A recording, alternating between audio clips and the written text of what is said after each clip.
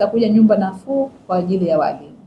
Hii kwa asilimia kubwa itaondoa changamoto na itatupa urahisi wa maisha, hasa wale beginner katika kazi. Tuko wengi wetu hapa tunaanza kazi, tunataka sehemu ya kukaa, tunaenda tunachukua mkopo benki, ambao baadhi yake unakuwa na riba kubwa.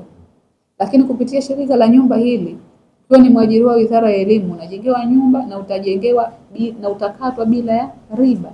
Itakuwa manake na huna wasiwasi tena uende kukopa. Tuambia sauti yangu baadaye tablet.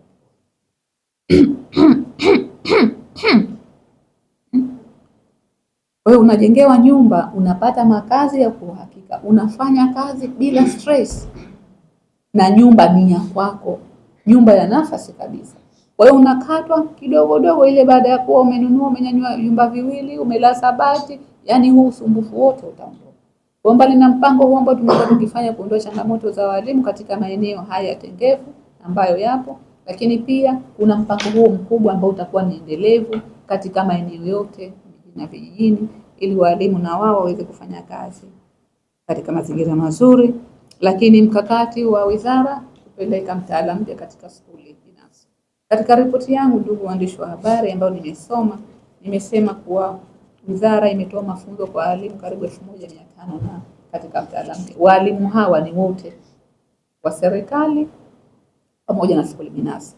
Sisi kama wizara ambao ni wasimamizi wakuu wa sekta ya elimu, skuli zote ambazo tumezipa usajili wa kutumia mtaala huu wa ndani, kwa sababu tunazo skuli ambazo ni international wanatumia Cambridge curriculum, wao wanafuata mtaala ule, na mtaala ule sisi wala hatufanyii mafunzo, kwa sababu mabadiliko wakifanya wanafanya wenyewe, wanakuwa sisi tuna monitor tu zile standard ambazo zipo.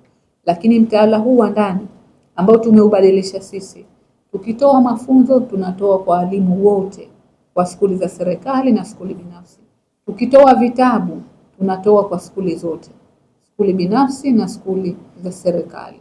Kwa hiyo wale ambao wanatumia English the medium of instruction, tunatoa toleo lao, kitabu kile kile kinatolewa kwa toleo la Kiingereza ili waweze kutekeleza kwa hiyo English medium ambayo wanatumia. Kwa hiyo hakuna utofauti na sisi, hata vifaa vitendea kazi vyote ambavyo vinahitajika kwenye mtaala, kwenye mafunzo yale wanakuwa provided wote, ili waweze kutekeleza mtaala ule kwa usawa bila kuwa na tofauti.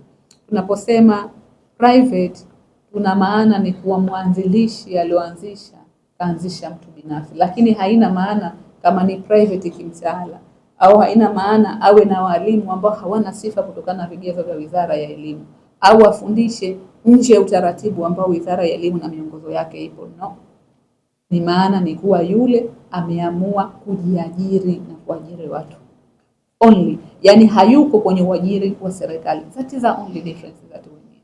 Lakini hatumaanishi kama kuna uprivate wowote katika mtaala, katika walimu, katika vitendea kazi, katika ratiba, kwa sababu hata ratiba ni sehemu ya mtaala.